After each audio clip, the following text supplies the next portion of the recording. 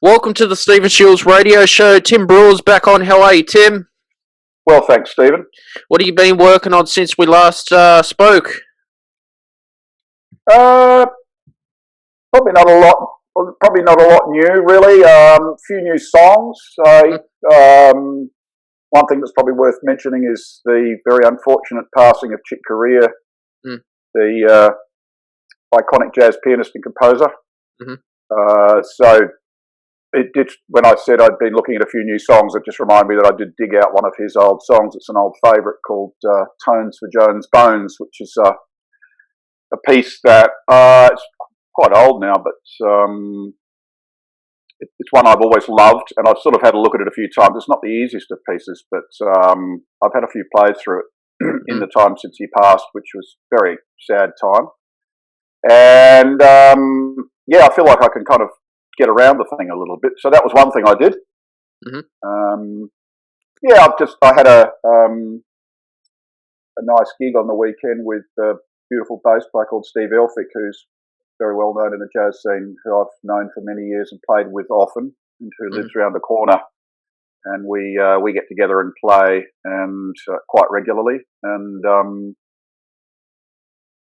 there's a place in Katoomba where I used to live in the mountains, but I haven't been there for a long time. 16 years I've been down here now, but still sort of have some contacts up there. And anyway, one thing led to another, and there's a lovely little venue up there in the Avalon restaurant where they have a specific, they call it the piano parlour. It's downstairs, and they have a little upright piano, and they have a lovely little intimate space. And the guy gave me a few dates at the end of last year. So the last one I decided to use Steve, so we could actually have a gig and playing some pieces together to an audience, which was lovely. How's it been getting back on the gigging scene so far? It's been quite patchy. Excuse me. There's been bits and pieces. I used to have a number of fairly regular gigs from a number of people that had regular gigs that would rotate me with other people. But of course, COVID put an end to all of that, and then since it's sort of improved and the gigs have come back in the last number of months. I've done a couple with some of those people, but the actual gigs that they had, bar one, is one I do on the harbour, a jazz cruise that I've done a few of since sort of things got better. But the other ones, all of those pretty much died. So when I mentioned I'd done a few, that one of the people that booked me has had a few other little jobs that I've done with him, but it's still a bit quiet. I'm not too fussed about it. I love to play, but what I've been doing, as I probably mentioned in the last chat we had, was getting together with people. Steve Elphick, the bass player I mentioned before, being one of them, and the other one, guitar player Paul Mitchell-Brown, who's a good friend. We've been getting together for a long time, and we also the previous gig up in the Avalon I did with him. So I've been getting together just to keep the playing going, because as much as I love practicing, if you really want to be, if you really want to be improvising and playing creative, as much as I love playing solo, it's you really do need to keep playing with people, because you need to be flexible. To really improvise, you need to be able to just respond in the moment. And when you're playing by yourself, as I said, I love that, and I'll do it till the day I die. But you're just self-generating, if you like. So I like to keep playing with other people. And I don't know whether I mentioned it to you last time, but I'd sort of had a bit of a mind to get a bit of a busking kit together, which for a keyboard is a little bit more complicated than the guitar, because a guitar you just get a battery powered amp and you can plug straight in and off you go. Whereas with a keyboard, you need to power up the keyboard and have a powered amp. So anyway, that would be something in the back of my mind which I'd thought of before, and then I just decided, look, I think I'll just go and do that, because Steve, the bass player, and another friend of mine who both live in the Ashfield area, where I live, have been sort of frequenting various busking spots over the last few years, and I always thought it was a nice thing because there's something quite real about it, just playing to people. Mm. And so I can't remember when it was. Somewhere towards the end of last year, I went and did that, and so Paul and myself have been busking down. We just go down to a local, just out the front of a local supermarket down in Summerhill, which is a suburb down the road, and just play there for a couple of hours, and it's lovely. So that's kept me playing. But there are gigs to be had. It's just that because I've been so focused on this solo piano music, as I discussed with you last time, I just haven't really felt like I've had the energy to get something up and running, because unless gigs come to you and people ring you, as I said, I've had a few of those, you really just have to generate your own work. And that means putting together a project, approaching a venue, etc., etc. And I just haven't quite had the energy to do that. But look, there's things going on. So I've been, doing some gigs, and as I said, doing busking and getting playing with people. So I've been playing quite a bit anyway. Yeah. Do you have a manager or an agent that helps you get all the work for you, or you doing it all yourself? No, I don't. I've never had one of those. I mean, I think people that are high-level jazz artists. I'm not sure in Australia. Somebody like James Morrison, of course, would, but I mean, he's sort of the top of the pile, really, when you think of jazz in Australia. Maybe somebody like Emma Pask does. A few people that you would say are fairly bankable commercially probably do, because it's obviously just it's sort of a financial equation without wanting to be too mercenary about it all. So no, I've never had that. I've had I've been in bands where the band has been given work by an agency, and I've had various agents over the years use me from time to time, and just call me out of the blue for something. But no, I don't know anybody like freelance jazz musicians like myself that would have a manager. In America, of course, if you're a bigger name, like it just reminds me, there's a wonderful pianist called Fred Hirsch, who has been a favourite of mine for a good 10 years or something, and they actually contacted him recently because he was advertising online lessons, and he's well known as a very good teacher, and I had a number of questions I had for him. So I contacted him, and unfortunately, since the time he advertised for online lessons during his live streams earlier on in the COVID situation, he's not doing anymore. But just as I was thinking management, when I contacted him, he definitely has management. And so people that are reasonably well known, it quite likely will. But in general, somebody like myself, you just dig up all your own work. I mean, the only exception to that, as I say that, is the well-known venue, Foundry 616 in Sydney, which is probably the most, what would be the best-known jazz venue. The guy that runs that, Peter Rajnevsky, has contacted me often to do work there, to just offer me gigs. He's actually contacts me out of the blue, which is really lovely. Unfortunately, the last time he offered it to me, it just wasn't right. That's the right time. So it may be that if I'm keen to go back there, I'll end up contacting him. But yeah, he's as I said, he's contacted me a number of times. Do you get an opportunity to sell any CDs when you're gigging and working at the same time? Look, every time I do that particular gig, the Foundry 616, I sell a few CDs. I take them along, even though the only one I've ever done under my own name is from 2007, so it's getting on a little bit. I have some in my bag when I go busking, but I've never been asked for them. So I usually carry a couple with me. I used to when I first put it out, and I used to sell quite a few that way. CDs are less popular than they were, which is an obvious thing to say. But I'm still a fan, as I also said in our last conversation. So the answer is occasionally. It's good that things are getting back to normal after COVID, gigging slowly coming back as well. Are you still at AIM at the moment?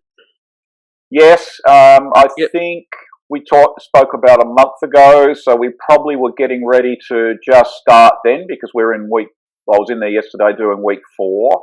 I think we might have had our general staff meeting, which took place after a lot of us not having been in there for a good 10 months or so. I think we ended up moving to face last year, maybe mid-April or something.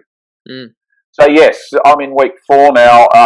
The only slight spanner in the works was last week. I'd been to Melbourne on the weekend to see my granddaughter, or daughters, and my daughter and her husband, her family. And as you're probably aware, they called a snap lockdown. So I had to, I flew back on the Sunday night with a view to going to AIM on the Monday, but the ruling was made that if you entered Victoria or the Melbourne greater area at least, any time after February the 13th, that you had to self-isolate till the end of their lockdown, which is Wednesday evening. So I had to do last Monday online and cancel my ensembles. But yeah, that's the only exception. So we're back in there. As I said, I was in there yesterday, and I only said to the ensemble that I was able to get back together again with face to face yesterday. It was so nice to just rehearse a band again. No, it is. Because I really enjoy running ensembles and rehearsing bands and getting students to realise their potential, and getting them to get songs up and running and getting them to sound good. When you were in Melbourne with the whole borders, what was it like for you travelling there? Look, it was very straightforward, Stephen. My wife and I went down on the Thursday evening. We had booked the flights. I knew I needed to come back on the Sunday evening, so we just booked those flights. We have driven. We actually quite enjoy driving, but obviously you need to allow a bit more time. And we just hung around the Preston area, which is where my daughter lives. We didn't venture anywhere. I got into a car once, I think, in the time. So we just did a lot of walking. A lot of the times when you looking after children, as I was at the time, just to give my daughter and her husband a break, you just end up going for walks, putting them in the stroller, or throwing them on your back, or getting on a bike or something. So we just did a lot of that. So I didn't venture out of the suburb of Preston at all.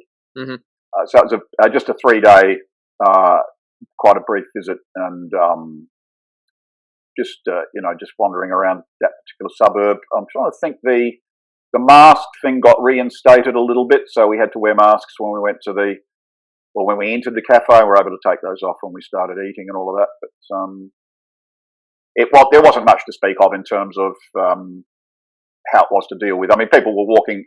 You had to wear a mask when you're outside, so people were wearing masks. But there was, there's not much really to report there. What about coming back home? Was it easy getting back to Sydney? It was straightforward, but I'm pleased to say that because I've been, as I think I probably said in our last conversation, quite cautious with the COVID thing and taking all of the recommended precautions. So when I landed, I'd had to fill out a declaration online, and I had that on my phone. And we were all met by workers in their blue plastic garb, and I think they had clear face masks on, gloves, and everything. And they had a look at our declarations, and then read off a list of the hotspots to make sure we hadn't visited them, and then put a little orange sticker on us so that people knew that we'd been checked out. But from then on, it was straightforward. I just went home and, as I said, I self-isolated, just had to cancel a few things and did a bit of stuff online. So it was fairly low-key. Was it like what the media make it out to be, like it's a whole drama at the airport? No, that's good that it wasn't that hard for you. No, they were. I mean, I'm as I said, I'm all for these measures. I know Daniel Andrews has been quite a controversial figure, but I'm one of the people that thinks he's done a great job. I think he's been great, and I think it's what he's done is right. And so I'm more than happy to fit in with their arrangements. And so I was quite happy to go through all of that. It was no drama at all. And what are you working on at AIM so far? So how's the ensemble classes going? Yeah, they're fine. Well, for reasons I'm not 100% sure about, the ensemble, since we moved to the COVID model, which, as I may have mentioned last time, turned into a recording project. as soon as we went online, we just had to get students to choose a song and then record their own parts and put together a track online and then submit that. So the upshot of that was that the class, well, I'm not sure if it was the upshot's the right way to describe it, but during that time, the classes tend to got to a much larger size where I had to by and large break them into two and have two of sort of 6 or 7 people, because as you can imagine, 14 or a 15-piece ensembles, pretty unwieldy and certainly not going to be practical online when you're trying to do a recording project like as one. You're going to have so many singers and it's not going to be very doable. So anyway, now that we've come back into the face-to-face environment, they've still kept up this policy of giving us fairly large ensembles for whatever reason. So I've had to split them into 2. So the classes are an hour and a half each, and I have 2 rooms, and I just sort of go backwards and forwards between the 2 across the hour and a half session, and that works okay. It works all right. I'm fortunate that I've got. I'm just trying to think through. I've got good ensembles with good, diligent students in them that I don't have to kick their butts too hard. They're pretty self reliant and responsible in terms of at least 1 or 2 people within the group taking the reins and being organisers. And a couple of them yesterday I went back into one of the other rooms to get a piece of equipment, and they'd booked the room for another hour just to keep on working on the stuff. So it's coming along nicely. As I said, I've got some really good students, which is great. It's one of the more gratifying things I do there, and it's like you sort of have a little family of people for the 3 months that you end up being together, and it's always a satisfying thing to see them through. I mean, it's I've occasionally had ensembles where I have to work a lot harder than I'd like to get a result, but these ones aren't like that. So that's all good. And sorry, go on. Yeah, what songs you working on for your ensemble classes? The first one we're doing a John Mayer song called Neon, which was one I wasn't familiar with, even though I've worked with ensembles playing quite a lot of his pieces over the years. That's from one of his earlier albums. It's a really nice track. And let me just think. The other one are doing what was originally a Radiohead song called Creep, which is quite well known, but they're doing it based on another version in a slow 12/8 blues style. And then I do 2 ensembles in a row, and then the second one, the bigger of those 2 is doing, they're called, it's a song called Colours. It was a band I wasn't familiar with. I'm just trying to remember the name of the artists. Black lead singer, guitar player, something like, not the Black Panthers, because I know that's like a Black Power movement, but something like that. And the other group are doing a Stan Walker song. Stan Walker was the last guy to win Australian Idol, Indigenous singer, lovely singer, and they're doing one of his pieces. So we're just working on one piece per ensemble at the moment because we have a week 6 assessments to work towards. Do you teach any Beatles in your ensemble classes? We certainly have done. Yeah. When I run the ensembles, what I was about to say was that it's actually one thing I like about the ensembles, apart from what I've already said, is that it keeps me in touch with the pop music of the day often. I mean, sometimes they were talking about wanting to do Rhiannon by Fleetwood Mac yesterday, and I actually said to them, geez, I think I've heard that a few too many times, and actually I was around when the album came out, Not to say that it's not a good song, but there's just a few, like, say, Superstition by Stevie Wonder and things that I think that they've just been done to death, so I tend to discourage them from doing that. But what I was getting at is that in general, it's good for me to listen to some of the more recent artists and their songs, because I like to stay abreast of it. And speaking of the Beatles, I mean, that's, I was born in 1957, so I was totally a child of the 60s, and the Beatles were a massive, massive part of my soundtrack. We could spend a couple of these talking about the Beatles as far as I'm concerned. But I was just going to say something else. What I often do, I like to run these ensembles democratically. So as I said, I like them to choose the pieces, and then it gives me a chance to hear some new music, and then we just make it a democratic process in terms of what songs we pick. I just become another member of the band in terms of putting my hand up, although occasionally I might have to take a slightly more responsible position if there's a conflict with choices or something like that. But I have had it happen where the kids are stuck, and I say, look, if you guys can't choose something, there's always the Beatles catalogue. And if I just think about some of the ones that we've done over the years, Don't Let Me Down, which is probably one of my favourite songs of all time. I think we did do Paperback Writer, which actually I did love it, but it was really nice to revisit it and see what made it tick in terms of seeing what the chords were and seeing the riffs and things like that. I was trying to think. We did Let It Be, which is a fairly obvious one to do a while back. I've done Come Together. Yeah, I can't think of what other ones. There's probably others. What about Revolution? Have you touched on that? No. And Hey Jude? Yeah, of course. I mean, they were Hey Jude, Revolution were the two sides of a single from memory. I think I'm right.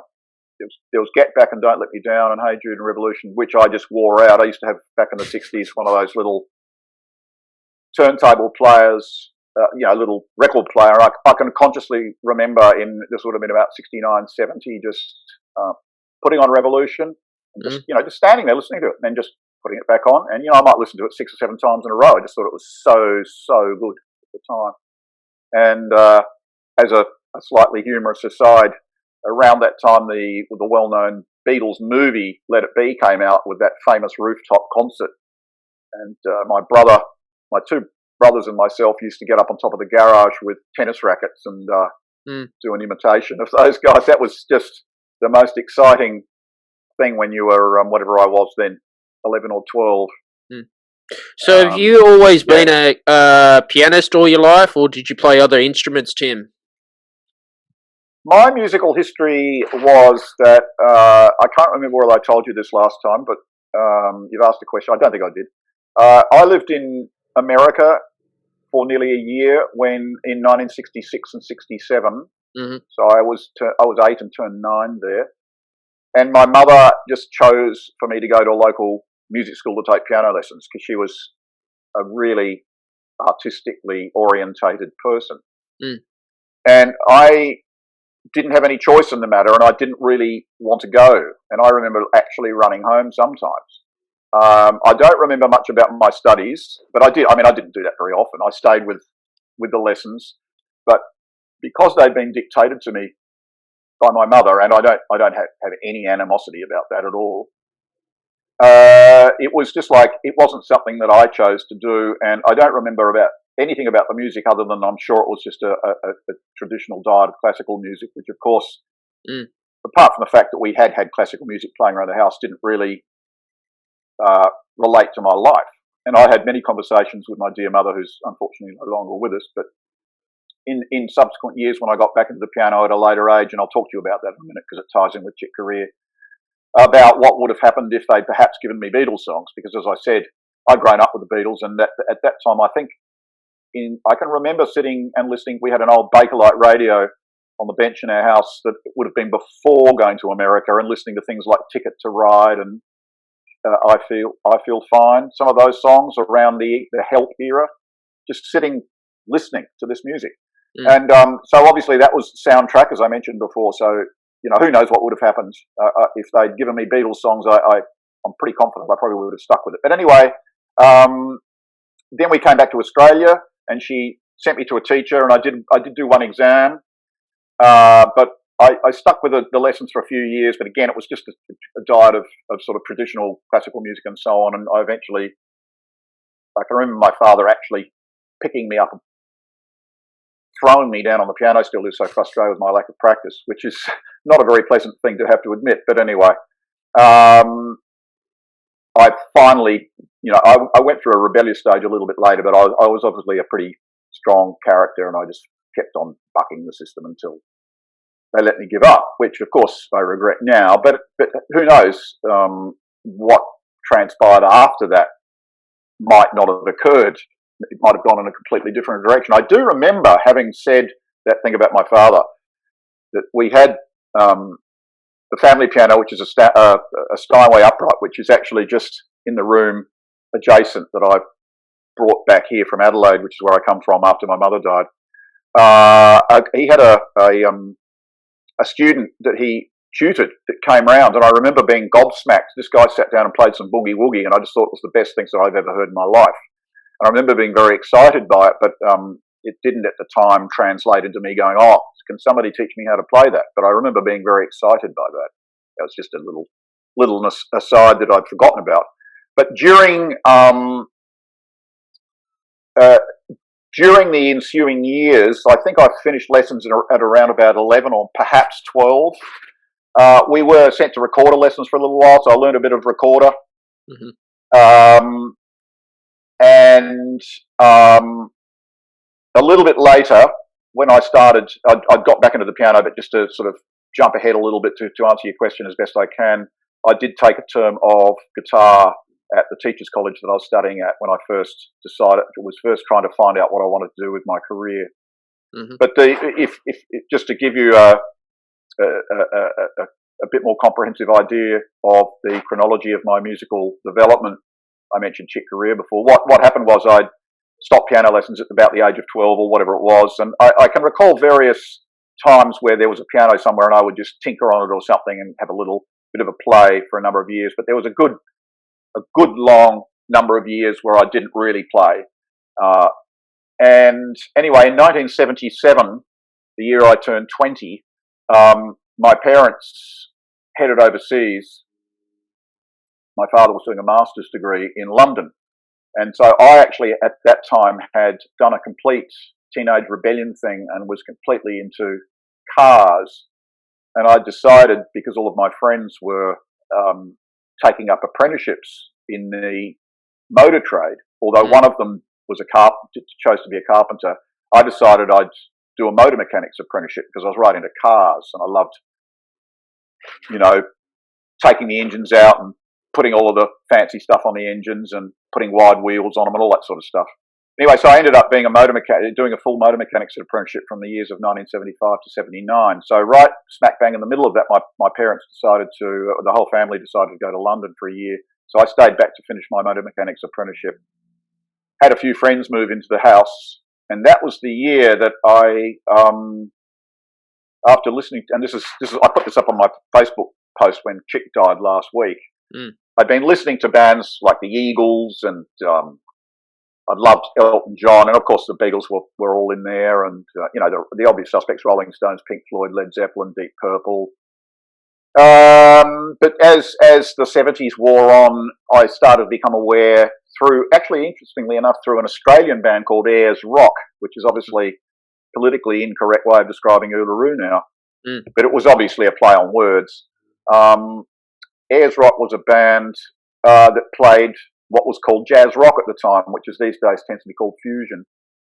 And a friend of mine who was one of those friends who didn't play music but that was always had the latest sounds, he hit me to this band, and they were doing they did at least one Weather Report instrumental, and if you know anything about so-called fusion music or jazz music, Weather Report were one of the biggest names within that genre. And so that started filtering through. I'm going, oh wow, these are new sounds. I like these. And then a big one was Jeff Beck, the guitar player, who obviously came through the British blues rock scene through the Yardbirds, and but sort of had quite a high profile in the late 70s, playing stuff that was jazz influenced. And he played with a guy called Jan Hammer, who's a keyboard player, on his album called Wired. And I think it was Jan Hammer was on that. There was also another guy called Max Middleton, an English keyboard player. Anyway, I started hearing all of these so-called jazz rock fusion sounds, and that was a whole new area of music for me. And I'd heard, my girlfriend at the time had a girlfriend whose boyfriend was a musician who I'm still vaguely in touch with through Facebook, called Cos Russo, who just used to sit on the piano and play Stevie Wonder songs. And I used to go, wow, you know. But he'd mentioned Chick Corea, and so Chick Corea's name was in the air. And so I was listening to these new sounds, and I used to, when I had my job as a motor mechanic, I used to go every Saturday morning. I'd go into Adelaide and just buy records. Mm-hmm. That's what I did.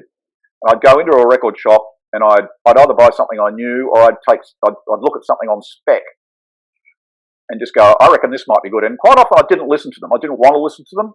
Anyway, I just happened one day to grab one called Romantic Warrior by a band called Return to Forever, which was Chick Corea's fusion band, and took that home, and there was some acoustic piano playing, jazz piano playing on there that just went bing.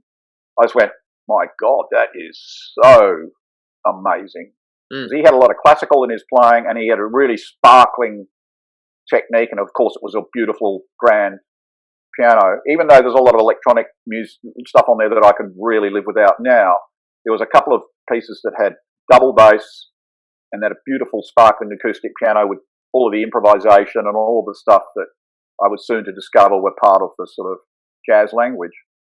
So it's an interesting thing to think about, because during that year of 1977, I suddenly felt like I wanted to go and get back into piano lessons. And I think because my parents were away, and I can actually remember having misgivings and thinking, oh, is it too late? Because I was 19.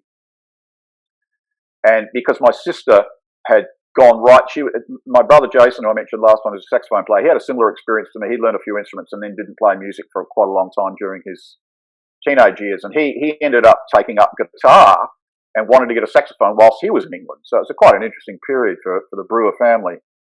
But anyway, my sister, who's 7 years my junior, had gone through the traditional classical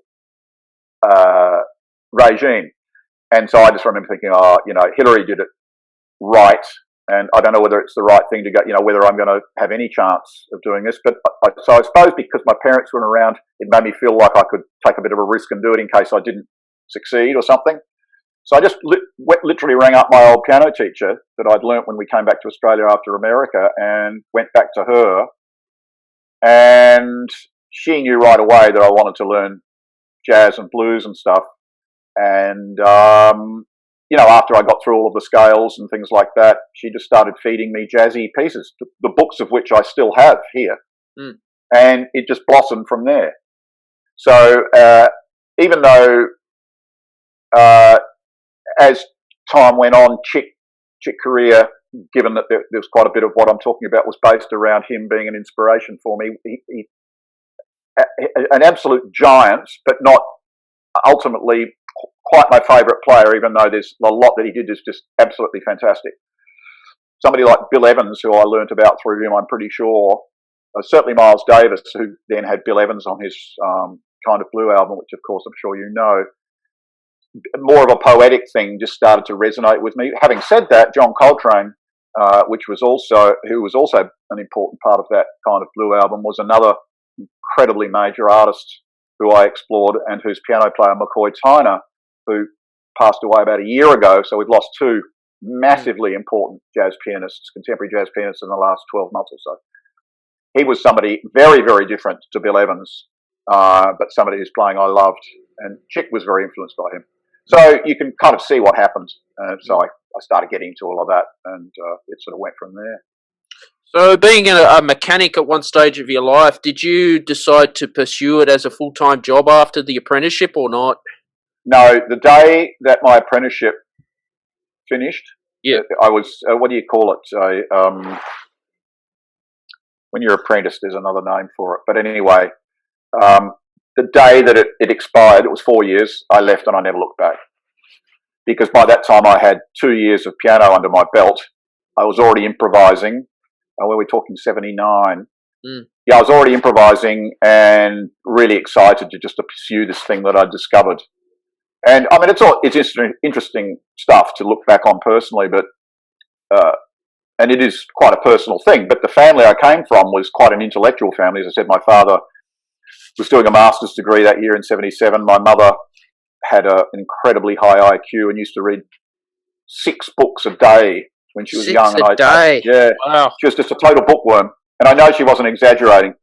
But anyway, I'm only saying this to say that when I rebelled in my teenage years and decided to become a motor mechanic, that was going very much against the grain of my family. I'm pleased that my mother, I've got so much to thank her for, was liberal enough, and I don't mean in the sense of the Liberal Party, but I mean in the true sense of the word, to say to my father, no, just let him leave school. He's obviously not, his head's not in it.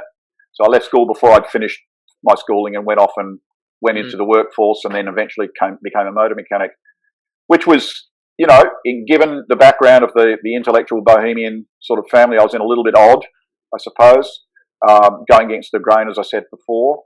But I'm such that the influences in my family, particularly my father, I think, of sort of starting something and wanting to finish it and doing it well, meant that I did complete that. I wasn't somebody that was going to give up halfway through, and I did very well. And I remember him being quite chuffed when I would get, you know, really good marks. And I have to say, I used to feel a little bit embarrassed about admitting it, but I'm quite proud of the fact that I did that. I think it was a good, you know, it wasn't a bad thing to do at the time. And I've actually got some really lovely tech drawings that I did buried away somewhere that I think, because I used to be quite artistic. I used to do a lot of drawing and stuff when I was a kid. I was reasonably good at it. I think I've got some quite nice tech drawings I did, you know, the picture of a cross-section of an internal combustion engine or something that are pretty good, that I might pull out and frame up one day or something. Can't remember what your question was that led to that answer. No, it's just interesting, you know, a musician going into becoming a mechanic. It's very interesting. Well, it was the other way around, really, Stephen. I was somebody that had a little bit of music in me. Yeah. I had a little bit of music in me. I was listening. I never stopped listening to music. I loved and adored music. I then became a rebellious youth that became a motor mechanic, then really discovered music and wanted to be a musician.